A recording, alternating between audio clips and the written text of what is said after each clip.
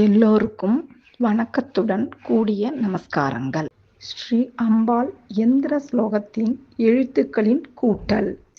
ஸ்ரீ ஷியாமளாதேவி எந்திரம் தியான ஸ்லோகம். முதல் லைனில் 12 எழுத்து, அதை கூட்டினோம்னா 1 + 2 = 3. தியான ஸ்லோகத்தில் உள்ள எழுத்துக்கள் 7. 3 7 கூட்டினோம்னா 10. ஸோ 10ன்ற நம்பர் 1ஆம் நம்பர் அம்பாளை குறிக்கிறது.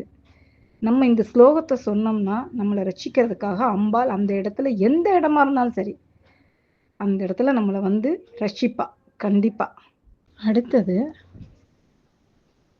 அடுத்த ஒரு 8 லைன் இருக்கு ஸ்லோகம். சர்வமந்திராத்மிகேன்னு ஆரம்பிக்கும். அது மொத்த கூட்டுத்தொகை 109.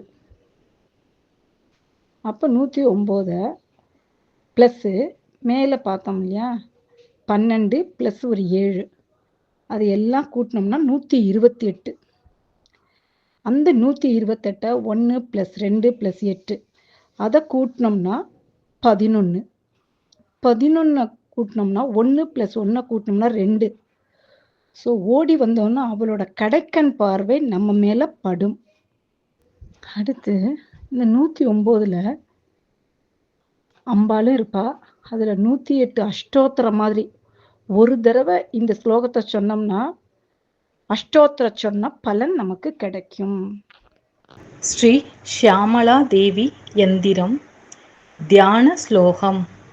சர்வ மந்திராத்மிகே சர்வ யந்திராத்மிகே சர்வ தந்திராத்மிகே சர்வ முத்ராத்மிகே சர்வ சக்தியாத்மிகே சர்வ பூதாத்மிகே ஷியாமளே ஜெகன்மாத்ரிகே பாஹிமாம் பாஹிமாம் தேவி நமஸ்துப்யம் நமஸ்துப்யம் தேவி துப்யம் நமோ தேவி துப்யம் நமக.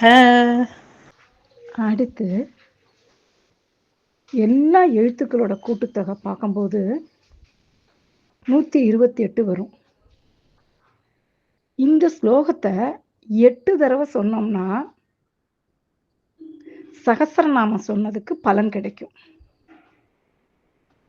அதாவது 128 × 8 1024. அந்த 1024ல் சகஸ்ரநாமம் 1008, பேலன்ஸ் 16 இருக்கும். அந்த 16ல் 1 + 6 = 7. அது பாவத்தை இது பண்ணும். முதல்ல பார்த்தோம் இல்லையா, பாவம்னு 7 ஜென்ம பாவம். அதே மாதிரி கடைசியில் 7 ஜென்ம பாவத்தை கண்டிப்பான முறையில் குறைச்சி நம்மளை ரட்சிப்பா. ஸ்ரீ ஷியாமளாதேவி யந்திரம் தியான ஸ்லோகம். சர்வமந்திராத்மிகே சர்வயந்திராத்மிகே சர்வதந்திராத்மிகே சர்வமுத்ராத்மிகே சர்வசக்தியாத்மிகே சர்வபூதாத்மிகே ஷியாமளே ஜெகன்மாத்ருகே